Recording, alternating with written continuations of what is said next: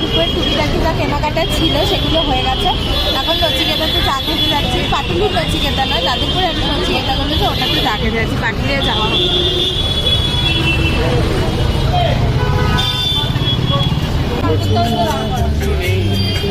নচিকেতা চা নিয়ে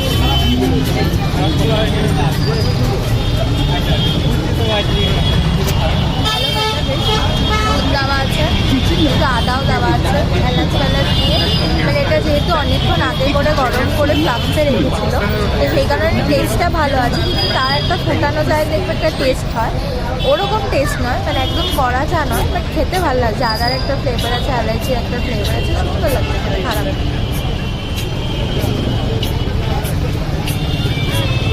A few moments later.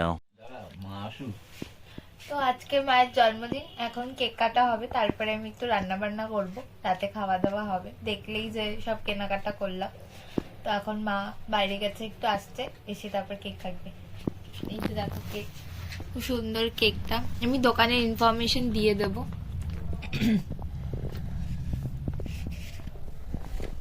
Happy birthday to you, happy birthday to you, happy birthday dear মা, happy birthday to you.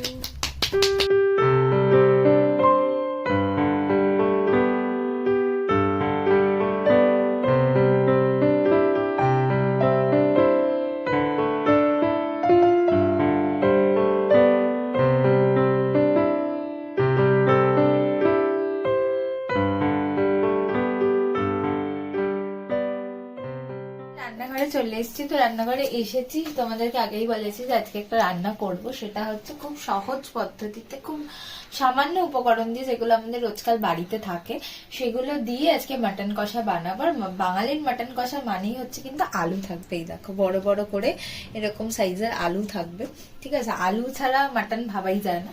তো এখন চলো আমি খুব সহজ পদ্ধতিতে, খুব কম উপকরণ দিয়ে আমি আজকে মাটন কষাটা বানাবো। আর মাংসটা কিন্তু আমি তোমাদেরকে দেখিয়েছিলাম, সেদ্ধ করতে বসিয়েছি প্রেসার কুকারে, সেদ্ধ হয়ে গেছে।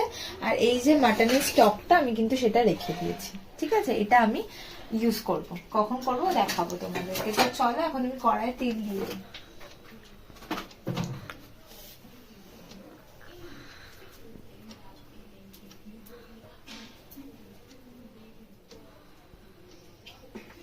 একটু কষা কষার জন্য রান্না করতে গেলে একটুখানি তেলটা লাগে, ঠিক আছে? আমি সর্ষের তেলেই রান্না করবো। আলুগুলো ভাজবো, তেলটা গরম হবে, ঠিক আছে? আলুটা ভাজার সময় একটুখানি নুন দিয়ে নেবো তেলে, ঠিক আছে? নুন আর হলুদ একটু দিয়ে নেব, ঠিক আছে? কারণ যখন রান্না হবে, মশলা কষাবো, তখন আমি হলুদ দেব।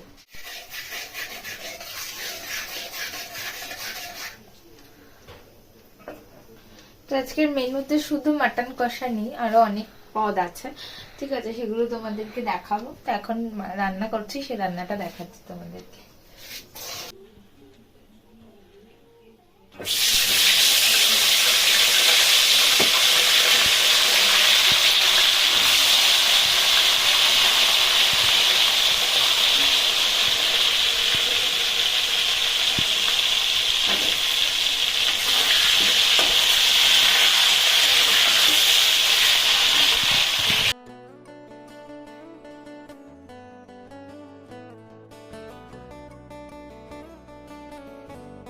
আলু ভাজা হয়ে গেছে, দেখো লাল লাল করে আলু ভেজে নিয়েছি, ঠিক আছে? এবার এখানে ফোড়নে দেবো হচ্ছে তেজপাতা আর শুকনো লঙ্কা,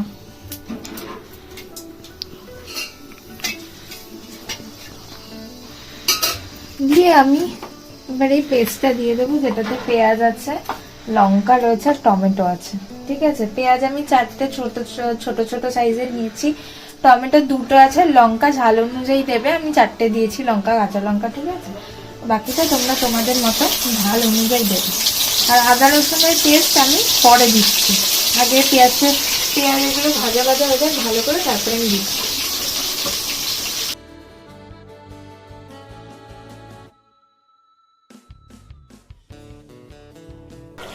এখানে দেখো 2 চামচ আদা রসুন বাটা দিচ্ছি, মানে পেস্ট, ঠিক আছে? ভালো করে কষাবো মশলাটাকে। দেখো এখনই কিন্তু একটা সুন্দর একটা কালার এসছে। এবার যত তুমি মশলাটাকে কষাবে, মশলাটা ভাজা ভাজা হবে, তত কিন্তু দেখতেও বেশ সুন্দর হবে।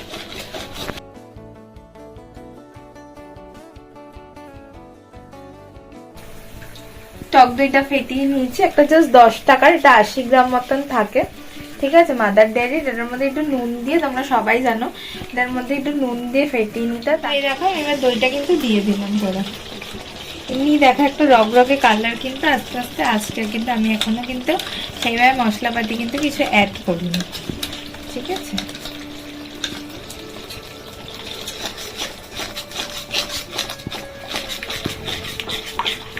এই যে দেখো একটুখানি ডিম ডিম ডিম ডিম যে ব্যাপারটা আছে, ঠিক আছে, এই ব্যাপারটা কিন্তু ময়দা দিলে কিন্তু থাকবে না। ময়দা দিয়ে যখন তোমরা ফেটাবে তখন কিন্তু থাকবে না। এবার আমি আস্তে আস্তে সব মশলাগুলো দেবো, অ্যাড করবো। হলুদ গুঁড়ো, লঙ্কার গুঁড়ো, জিরে গুঁড়ো, ধনে গুঁড়ো, কাশ্মীরি লঙ্কার গুঁড়ো সব কিন্তু আমি এবার আস্তে আস্তে অ্যাড করবো। এই যে দেখো নুন দিয়ে দিচ্ছি। নুন তেলের মধ্যে, যেহেতু আলু ভাজা তেলেই ভেজেছি, তো সেক্ষেত্রে নুন ছিল। তারপরে আমি টক দইতেও দিয়েছি, তো এই জন্য অল্পই দিচ্ছি।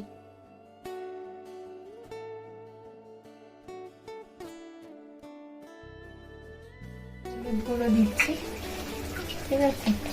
এবার লঙ্কার গুঁড়ো দিচ্ছি, ঠিক আছে।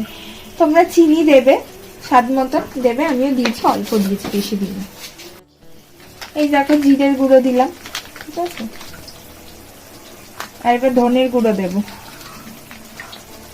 এই দেখো মানে পরিমাণ মতন বুঝে দেবে, ঠিক আছে। আমি হাফ চামচ দিচ্ছি, আমি দেখিয়ে দিচ্ছি তোমাদেরকে। দেখো কাশ্মীরি লঙ্কার গুঁড়ো, কাশ্মীরি লঙ্কার গুঁড়োতে কিন্তু ঝাল হয় না, জাস্ট একটা যে রগরগে কালার আসে মাটনে, এটা ইম্পর্টেন্ট, সেই জন্য কাশ্মীরি লঙ্কার গুঁড়ো দিলাম, ঠিক আছে। তো চলো আমি মশলাটা ভালো করে কষাই।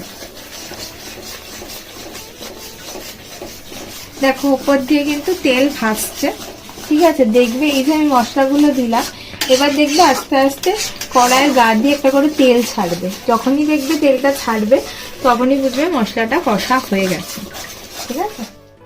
তেলটা উপর দিয়ে ভাসছে, ঠিক আছে। এই যে দেখো, এই যে দেখো, এই যে, ঠিক আছে। এর মানে হচ্ছে মশলাটা কষা আছে। এবার আমি মাটনগুলো দেবো, দিয়ে ভালো করে কষাবো। যে আগেই বলেছি এখানে 600 গ্রামের মতন মাটন রয়েছে, ঠিক আছে। এবার এটাকে ভালো করে কষাবো।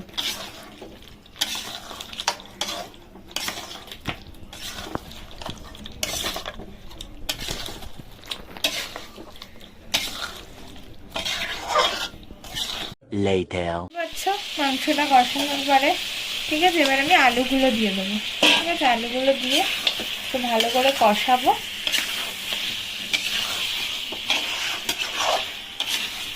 চন্দ্রমুখী আলু, তো বেশিক্ষণ লাগবে না সেদ্ধ হতে, ঠিক আছে। এখন তোমাদেরকে দেখিয়ে দিলাম রান্না শুরুর সময় যে মাটনটা সেদ্ধ করে যে স্টকটা রয়েছে, সেই স্টকটা আমি এখন ঝোলের জন্য যে জল দিই আমরা এমনি, সেইটা না দিয়ে আমরা স্টকটাই দিলাম, মাটনের স্টকটাই।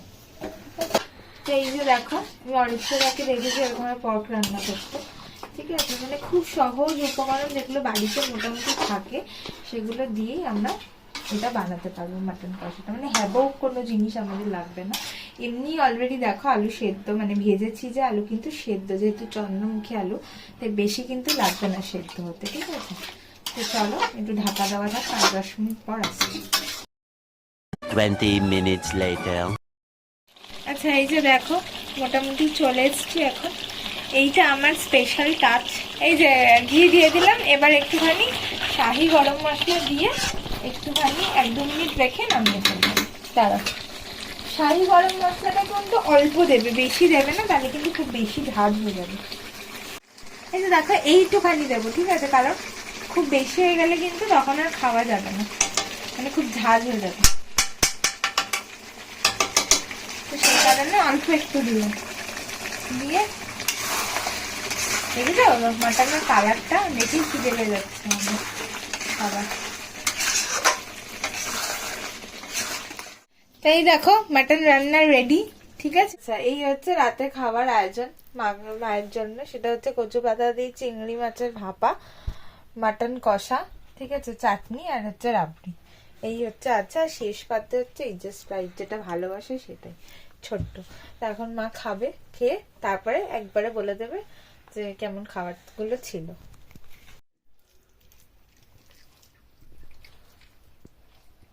ভালো, খুব ভালো। দে একটু চিকেন, মটন দে, মটনটা টেস্ট করি। ঝোল দে, ঝোল দাঁড়াও, ঝোল তো খুব বেশি নেই। অল্প একটু দে। চল চল, সর সর সর সর সর। তারপরে শান্তি করে তুমি খাও। চিংড়িটাও খুব ভালো হয়েছে, মটনটাও খুব ভালো করেছে আমার মেয়ে।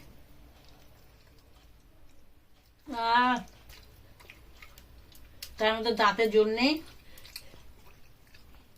তো আজকের মতন ভিডিও এইটুকুই। আজকে বিশেষ কন্টেন্ট কিছু ছিল না, মায়ের জন্মদিনটা কিভাবে সেলিব্রেট করবেন সেটাই দেখালাম। হ্যাঁ, রেসিপিটা অবশ্যই বাড়িতে বানিয়ে জানিও যে কেমন হয়েছে, কেমন লেগেছে, কারণ খুব সহজ উপকরণ দিয়ে বানানো হয়েছে, যা যা বাড়িতে থাকে।